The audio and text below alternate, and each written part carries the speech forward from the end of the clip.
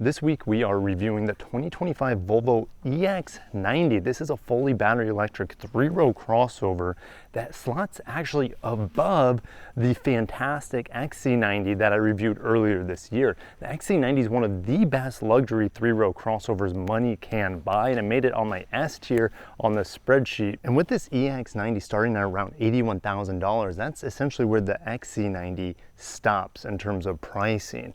Can this match or exceed the XC90's greatness?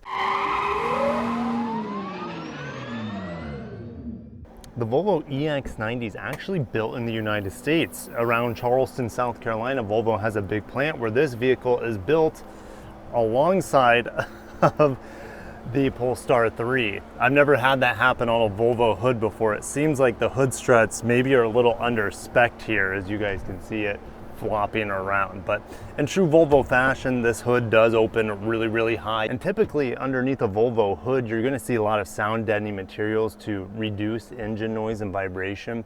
This is a hard touch piece of plastic, and a lot of Volvos you'll see like maybe a piece of cloth here.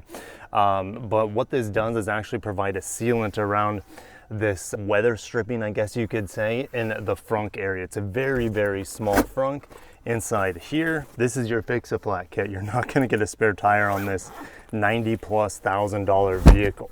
All right, let's talk about performance. This is the dual motor performance. The standard dual motor, starting around 81K, has 402 horsepower. This has 510 horsepower and 671 pound-feet of torque. In terms of range, Volvo says you can get over 300 miles of range even with this twin motor performance. But let's head to the charging port to talk more about its electrical features. Did it close? Nope. There it goes. Charge port here, and I'm happy that it is not motorized like some e-trons I just drove recently.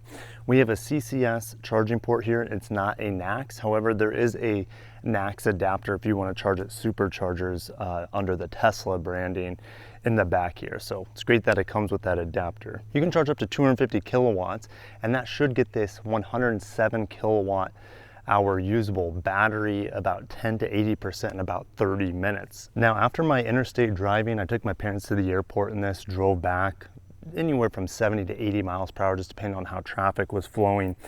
I was getting about 2.5 miles per kilowatt hour. Multiply that by the 107 usable battery. Highway range is really only going to be about 267. That's possibly best case scenario. If you have cold weather, that's really going to bring down that range. So 267 highway, 70 mile an hour plus range is where this vehicle is. I'm a big fan of Volvo styling, whether it's the XC40, the XC90, their wagons, for example. I think Volvo's done a great job here on the front end of the vehicle. Volvo badge here with that nice stripe through the center of it. We have active shutters down below with parking sensors up top. You're gonna see that LiDAR sensor, which is gonna help, I guess. I didn't notice any differences with this LiDAR equipped system versus other radar cruise control features I've tested. Now, Volvo can use the data that collects and give us over-the-air updates to make the safety on this better, but it was a fantastic highway vehicle with the safety features, LiDAR or not. Again, I don't know how much LiDAR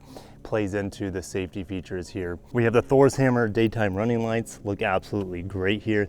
It's a very clean, simple look, and it does fit within the Volvo family. However, I do think the refreshed XC90 looks better than what we have here, but that's just personal taste. The base tires are 21-inch wheels. These optional 22-inch wheels cost, I want to say, about $800. We have thinner tires up front, so you're not going to be able to rotate them square all the way around. These are 265 width up front, so pretty thick, wide tires, but in the back it's 295. These are aero focused wheels, so there's a little plastic cover in here. I don't want to pop it off because I don't want to break anything, but it does hide the lug nuts in here. But I think I would be spending the extra money for these 22-inch wheels just because I think they look so cool, but it will kill your range just a little bit. We always know the smaller wheel size will give you better range and efficiency. So Volvo does give you key cards, but they also give you a real key fob, which is going to make living with this vehicle a lot easier. With the key fob that I have as a journalist, or loosely use that term, it's a pain in the butt. Let me show you, okay? To lock and unlock the vehicle, you have to do that. You have to put it right here on the left-hand side of the door handle to unlock and lock it.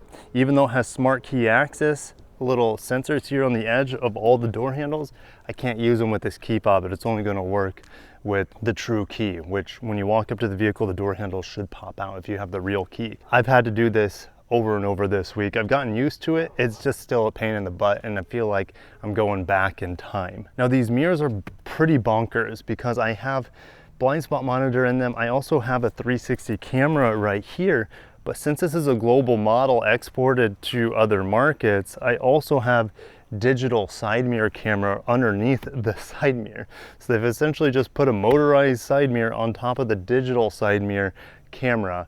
It looks really tacky, really chunky, and you would think Volvo would have come up with a different design, but hey, maybe it works for them, but man, is it ugly. We do have a kick sensor back here, but since I don't have the real key, it's not gonna work. The Volvo lettering is quite nice. You have the EX90 twin charge performance, a little badge here. The wraparound lobster claw-ish taillights look great. The iconic D-pillar taillights that the XC90 has become famous for. Lifting up the lift gate, the buttons all the way at the bottom. Now for a 3-row crossover, there's a decent amount of cargo space in here. Here's my NACS adapter, which is great. And then Volvo also includes a level 1, as I'm throwing it around in here. And folding this down, I do have touch capacitive buttons back here to fold down the rear seats. They are motorized, and it does provide a nice flat floor.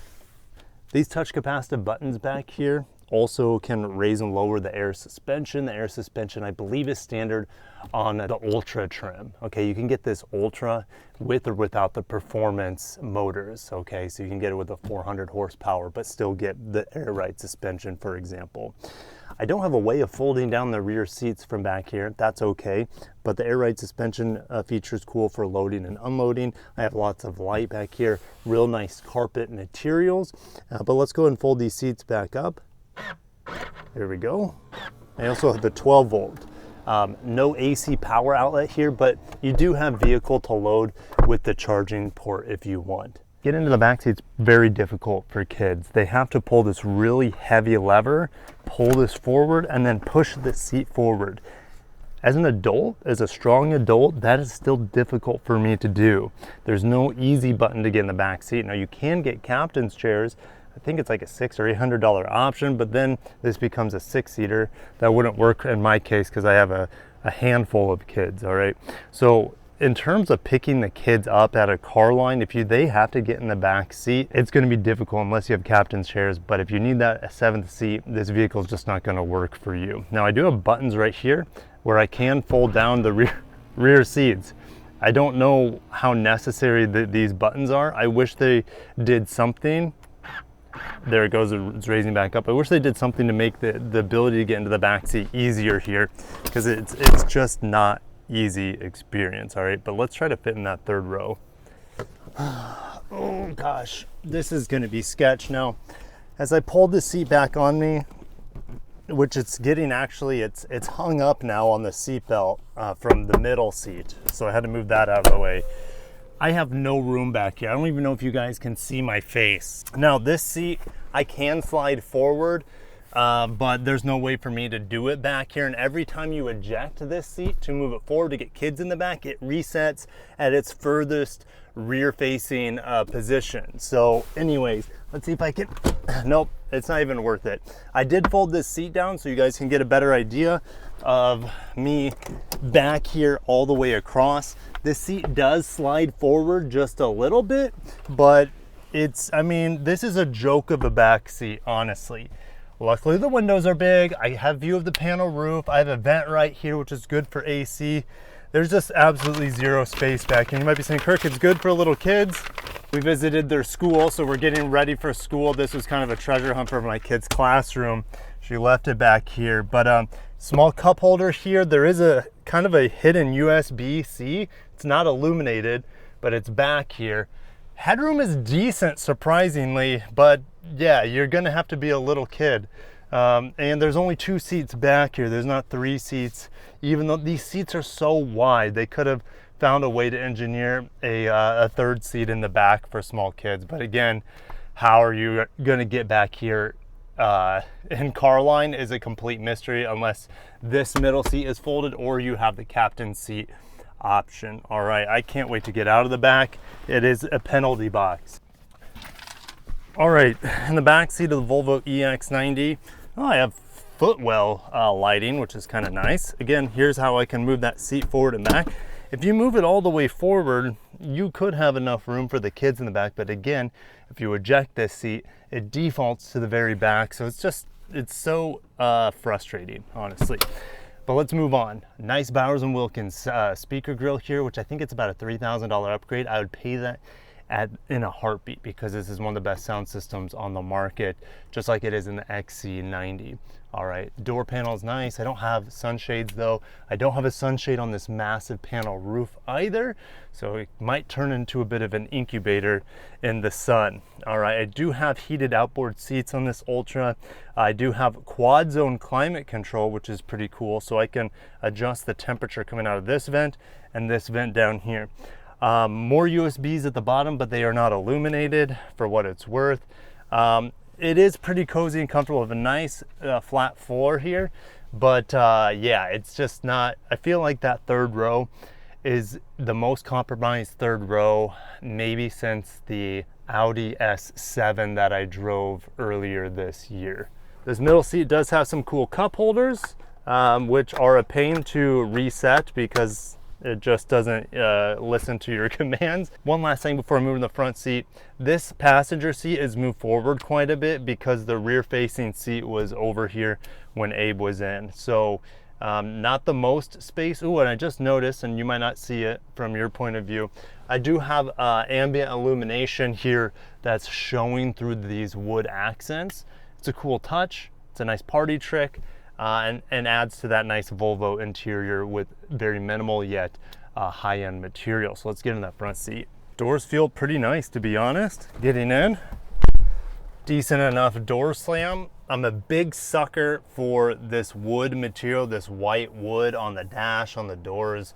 It just looks and feels so good. That's the sort of quality materials I'm expecting. Soft touch up top, cloth beneath it, nice panel here for the vents. And like the clickiness of them, the directional behavior of them, they feel decent enough. You have a little Swedish flag over here, which is ironic, and you have a Swedish flag on the seat. It's a little bit ironic because the Volvo is owned by a Chinese company, Geely. It is a Swedish company, but this one's built in America, so quite interesting. So I have Google built in here, and the head-up display is fantastic, really bright, really sharp, big font. And it goes up really high on the road, so while you're driving down the freeway, you don't have to look down too much. All right, I really love the head-up display with the turn-by-turn directions. That's assuming you have turn-by-turn plugged into Google built-in. Now, I have a Google Pixel, and that means there is no such thing as Android Auto in Volvo vehicles, which drives me crazy. So what we have here is the option for Apple CarPlay. You have this cool Bowers & Wilkins app, which has something to do with the Beatles studio, the Abbey Road or something. I don't know. It's unique to this vehicle, but I haven't played with it because I think just the sound system where it's at is perfectly like better than everything else on the market. All right, steering wheel's pretty good. I am getting used to these touch capacitive panels here on the steering wheel. Once you're driving down the freeway, you slam your drive select down one more time and that sets your cruise control. This does steering assist. You can raise and lower your speed here. This button on the left cycles through, which it's not letting me do. I guess I have to be, it notices the cars in front of me because of the LiDAR system, which is pretty neat. But it doesn't give me any efficiency on this screen, which drives me nuts. It always has your mileage left on the battery, or what it thinks it has, and a percentage, but it doesn't say anything about miles per kilowatt hour. In fact, it took me a while to find the efficiency in this vehicle. It shows up here because it's a recently used app, but it's actually an app in the vehicle, range and trip. I was looking through the car settings area to find efficiency and it wasn't here. So anyways, it's its own app. And you can see here, the last 343 miles, a lot of that's freeway. It's been 40 kilowatt hours per 100 miles, which is 2.5 miles per kilowatt hour, which leads to that 267 mile range I was talking about. All right, you do have access to the Google Assistant. I have had some hiccups in here. You know, Volvo says this is a new NVIDIA AI system. Whatever all that buzzword means, every once in a while I do get freezes in this car, especially if I try to use like the volume here, or the Google Assistant, the microphone. It doesn't do anything. So I'm completely locked out. Maybe it's because I'm not signed in. Oh wait, now I can't even do anything. The screen's completely frozen right now. Completely frozen. Oh, it finally caught up because I pressed the microphone button. Okay, why? Oh, I guess I accidentally pressed that too. So, but when you press the microphone button, it has this ability to freeze, and then I can't even use Google Assistant. I can't say what I need to say. So let's try it again. There is a button here on the steering wheel to get into your voice assistant, but it just doesn't work in here, and I don't know what I'm doing wrong. Maybe you guys can tell me. So what I've been doing to get to a location is like well, it's frozen right now, so maybe I have to press it again. I don't know.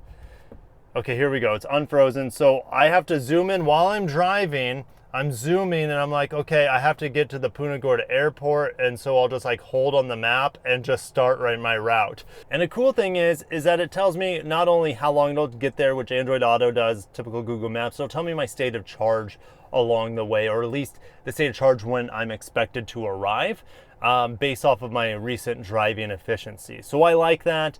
But what I like a lot as well is just looking at charging areas or charging stations in my area with the press of a button.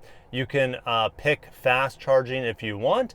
I prefer fast charging, which is the double little lightning bolt, and it'll tell you how fast it is. Is it super fast? Yes, super fast. It's probably over 250 kilowatts essentially of charging speed. Yep, so if I look right here, it tells me 350 kilowatts, and there's some 150 kilowatt charging ports there. Cameras in here, quite good. If I put it in reverse, it gives me the backup camera. If I put it into drive, it doesn't give me a forward-facing camera that I'm aware of, which is a bit frustrating. You have a button here for the glove box. I like how it softly opens. It is felt lined, very high quality there. Now, I don't have a ventilated seat option, so I've been getting really sweaty in these seats. The AC is really good in here, but when I don't have perforated seats, these seats aren't even perforated, let alone ventilated, I get really sticky and hot in these seats, and it's just unfortunate. They should come for $80,000 starting point. You should have very minimum ventilated seats. Now it's an option here, and that just really ticks me off. And since I love the Volvo wool seats, I would just be going that way. They're essentially more breathable than even perforated leather seats or fake leather or whatever this has. The climate control is also, of course, baked into the touchscreen. And luckily the climate, the AC is really strong in here. So it's not that frustrating, but just to change the temperature, I have to look away, press once, press twice, press at least 3 times as I'm driving. Okay, it's very frustrating of an experience with the climate control, but at least it has great AC. Down below here is something that's actually physical. I have a physical volume knob and a pause button. So thank you, Volvo, for including that. Cup holders here, and they were big enough to fit my Yeti/Stanley cup. So let's go ahead and get on the road with a Volvo EX90 Ultra twin motor performance. All right, let's talk about the windshield wipers. It's been raining a lot this week. You can see how cloudy it is. So I've had to deal with a lot of rain in the EX90. There's a button on the side, the top button, and if you hold it, it does give us some nice squirty cleanliness of the, but you hear that? Do you hear how cheap and awful these windshield wipers sound? When I was on the freeway and I had to use my wipers because it was raining hard, this is what I was hearing. Everything else was quiet in the cabin. Now, if it's raining really hard, it does better. These wipers do better, but these are some of the worst sounding wipers I think I can ever think of in a vehicle. And it's just too bad that that would be acceptable in a $20,000 Kia or something, but not in a $100,000 Volvo. All right, so the windshield wipers are frustrating, not only from the sound, but how they operate. So this little dial over here, they do have auto wipers. Auto works okay, but every time they move, I'm just reminded how loud it is. And sometimes auto is too aggressive for my liking. And so the only way to, good morning, the only way to get away from the sound of the wipers annoying you too much is to do it manually. So the same button that cleans the windshield, if you tap it once, it moves the windshield wipers once. Okay, the button right below that actually moves my rear wiper, just turns it on or off. And if I press that button, I can actually clean the rear windshield too, or hold that button, I should say. So yeah, it's just, I don't know. I'm very picky with my windshield wipers. There's no such thing as intermittent setting here. It's just off, auto. Here's the lowest continuous setting. This is the lowest setting that's not auto. And here's high. Just trash of a windshield wiper experience. So down here in Florida, it's just been so frustrating, but I'm glad it's been raining a lot because I get to test windshield wiper. That's gonna be something some of you guys are never gonna think of when you buy a car, but it is a bad windshield wiper experience here. Maybe getting better blades, higher quality blades would change my thoughts on it, but hey, that's the way it is right now. All right, so let's talk about one pedal driving. It's really good here. I enjoy Volvo's one pedal driving, and that's absolutely the case as well on the EX90 here. One pedal is fantastic.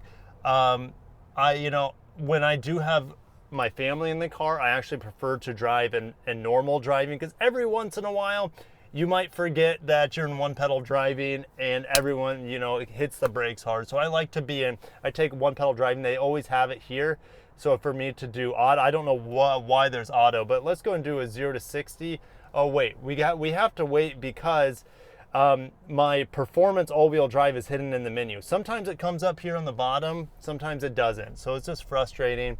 Again, the road's a little wet. It looks dry to my eye, but these aren't the best road conditions. All right. So here we stopped and go. Yep. That is all the speed you would need and more for a 3-row vehicle. Now, here's the crazy thing. I'm going to take performance mode off, and maybe we'll do a 0 to 60 without performance mode, but 0 to 60 in 4.47. The T8 Recharge XC90 does 0 to 60 about that fast as well.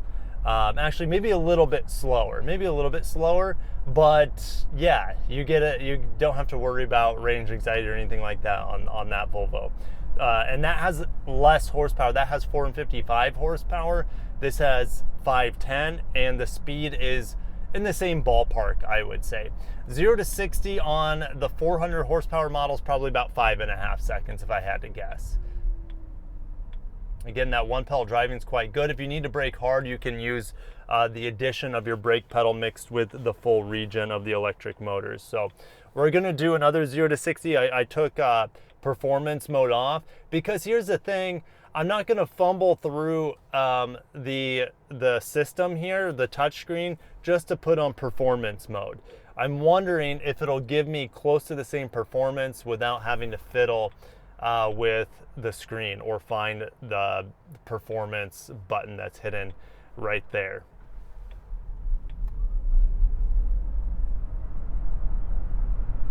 That was fast. That was 4.51.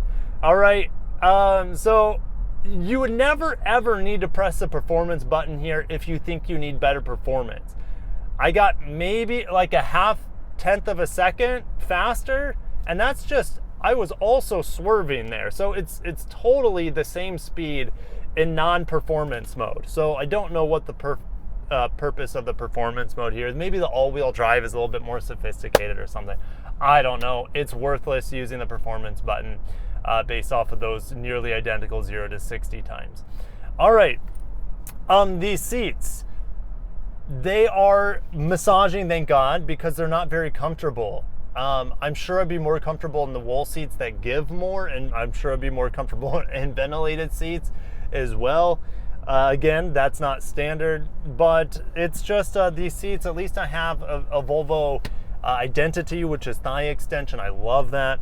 You know, you don't really sink into them. You sit on top, they are tight, and like I said, my butt gets sweaty since they're not perforated, and they do feel small. I don't know why these seats feel so small. It's built in America.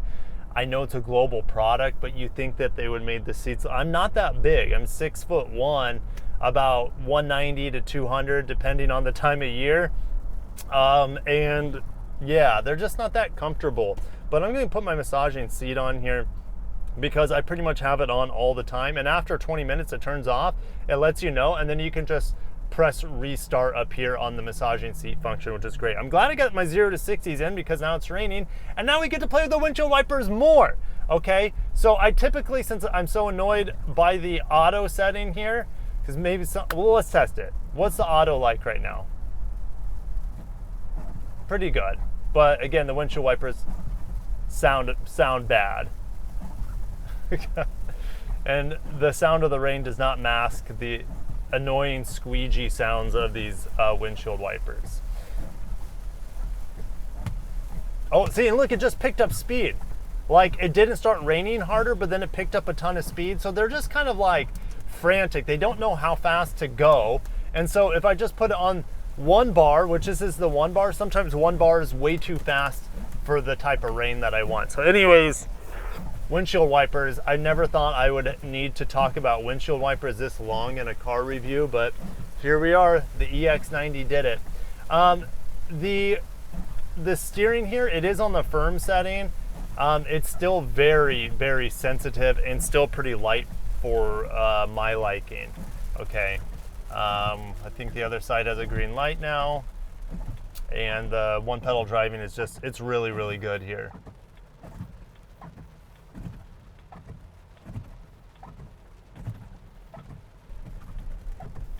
The propulsion here is so smooth, so quiet, so fast.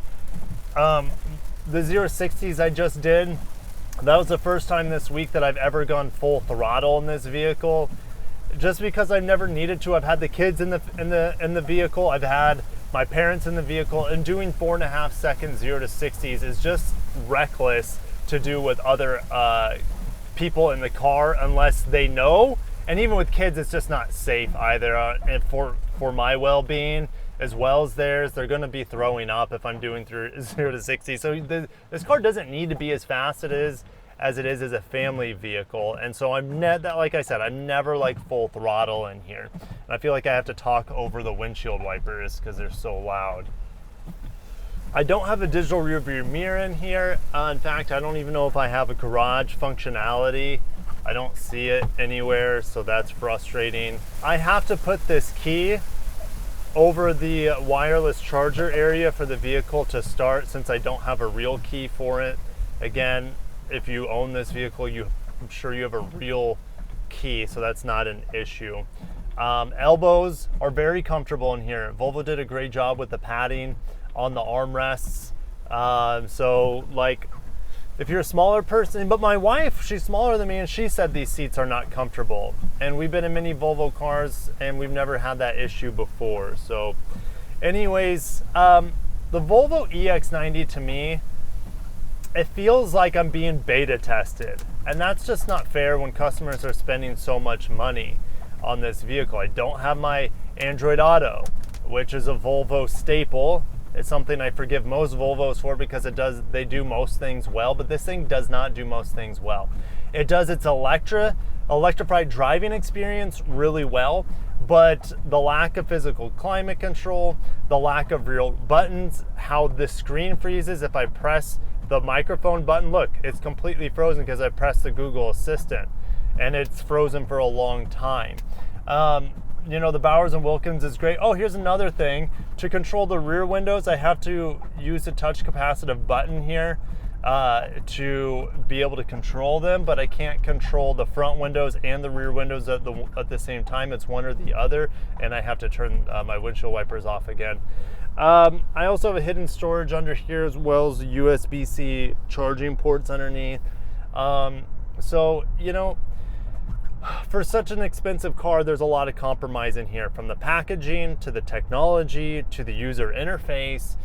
It does provide great power, great one-pedal driving, great handling, great ride quality. I didn't even mention that. It is super quiet in here when you are not running the windshield wipers.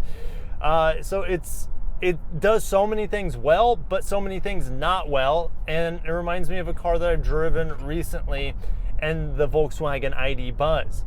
But the Volkswagen ID Buzz had sliding doors and a lot more charm, and is much more usable as a 3-row vehicle, despite the own host of issues that vehicle has as a van and an electrified car. So let's get back into the office and let's compare it to other cars I reviewed this year, like the XC90 plug-in hybrid, the Volkswagen ID Buzz, and other cars I've driven. Looking at EX90s in my area, here's one that's priced over $100K. Lord have mercy. It's actually probably equipped fairly similar to the one I drove. This is a 6-seater. It's not a good buy, guys. It's not a good buy. It's too expensive. And in fact, there's so many other EVs with 3 rows I'd rather have. But when you're looking at a Volvo 3-row, there's a gem that already exists that doesn't have the same level of compromise as this vehicle. And that is the godlike XC90 and XC90 plug-in hybrid. Now, the plug-in hybrid, maybe you're more interested if you're watching this video because it is electrified. You can do about 40 miles of electric range in my testing with this 18.8 kilowatt hour battery that you can just recharge overnight, 40 miles of range. And then on the highway, forget it, you don't have range anxiety. It'll get 26, 28 miles per gallon on the highway. You don't have to worry about charging and sitting around for 40 minutes to charge the thing back up. And you don't have to worry about going out of your way to a charging station because gas stations are everywhere. So big fan of the XC90. It's a better family car. It is, with the refresh, it's gorgeous. It looks so good. Like, I know this is a B5, it's not the plug-in hybrid. But yeah, at least I have more buttons here to play with. And it's just a better experience overall. A screen that actually gives me my efficiency. How about that? That's behind the steering wheel. I mean, huge fan. The seats are more comfortable. For some reason, it has better packaging on the inside. While not great, it's still easier to live with from a family perspective. And the second and third row than the EX90. EVs should provide more space on the inside. They should provide more flexibility with the cargo and passenger capacity. And this vehicle just doesn't do it, the EX90. So the XC90 is my pick out of the Volvo lineup without like any hesitation. If you need a 3-row vehicle, if you need a 3-row EV, EV9 is a better EV, and it's a better usable vehicle for families, and it's a better driving experience with buttons and knobs and things of that nature. All right, so I'd pick this over an EX90. I'd pick an ID Buzz over an EX90 and save a lot of money. You can see how big the price drops are becoming on the ID Buzz. Very flawed vehicle like the EX90 just in its own ways, but man, is it more fun. And I'm way more happy driving this vehicle and using the sliding doors. They're so huge. They open up so big. They're just great for families too. And then the newcomer, the Ioniq 9, is also, I haven't driven it yet, hopefully soon, is also a fantastic vehicle, really good range, good charging, and then good user interface. And this is also, you can get this completely loaded up with more features than the Volvo, and it starts about $5,000 less than the cheapest Volvo. All right, so I mean, there's just no comparison here. The Volvo EX90 is not a good car. It does some things really well, like it's handsome. Its EV driving dynamics and its one-pedal driving are good. Its charging is good. It's fast, but the packaging's poor. It's costly. There are no buttons. Working with the climate control by itself is frustrating. The wiper system is hair-pulling, and the seats are not comfortable. All right, and then you have, if you want most of those things to be fixed, just get an XC90. So let's see here. It's going to be a fire sale only. I didn't hate driving it. At first I did. The first couple days I had the EX90, I hated driving it. I'm like, surely it's going to end up and pay me to drive. But as I got used to it, learned its quirks. It was a better experience than when I first started driving it. But there's growing pains. There's a learning curve with this vehicle. It's not that user friendly. So it is it's a fire sale only. I would be paying for me to buy this vehicle, I would have to pay less than an XC90, which again you can get for under 60K. It would have to lease for less, and while this is still available, the EV tax credit, you can take advantage of that. It would have to cost less than an EV9, an ID Buzz, and an Ioniq 9. The problem is it's stickered way too high. I know it's a luxury vehicle, but when it does everything worse than all the cars I just talked about, what's the luxury about that? All right, so it is C category, bordering D category. I like it better than a Traverse. I like it better than the QX50. I like it better than a Rogue. I like it better than the Tucson non-hybrid. But and I like it better than the EX30. It was a better experience than the EX30, but the SQ6 e-tron was actually better. So we're going to put it right in here. It's not a good car for the money. Okay, you'd have to, like I said, you have to jump through so many hoops to rationally buy this vehicle. And you might be saying, Kirk, you have to do the same thing with an ID Buzz, but at least it's cute as hell, and I have sliding doors for the family. So and it's just the visibility, and it's great. I know the range isn't as good as a Volvo EX90. It's not as fast, but this is just a more appealing car to me, and that's why it ranks in the B category. All right, it was very, very flawed, just like the EX90, but it has so much charm to it, and there's nothing really in the Volkswagen lineup that is like a gas version of it that I would pick over the elect. If there's a gas version ID Buzz, it would probably be up in S tier. Okay, but there's not. And if there's a gas version of the EX90, it would probably be an S tier. Oh, wait, there is. And that's the XC90. You can get in plug-in hybrid or just the mild hybrid. And it is a home run. It's been around for like 10 years. It's been refined to death. It's so good, so smooth, so luxurious. It looks good. It's comfortable. It just nails everything besides no physical climate control. But I can live with it because its AC is really, really strong. Anyways, yeah, EX90 Volvo, like this thing, it just feels like a beta tester. And why get it when you can spend less money on a better product that has 3 rows of seats in the XC90? I'll catch you guys in the next one. Stay tuned for more reviews here on the channel. And long live the XC90. This is the real winner here, not the EX90. Have a great day, guys, and peace.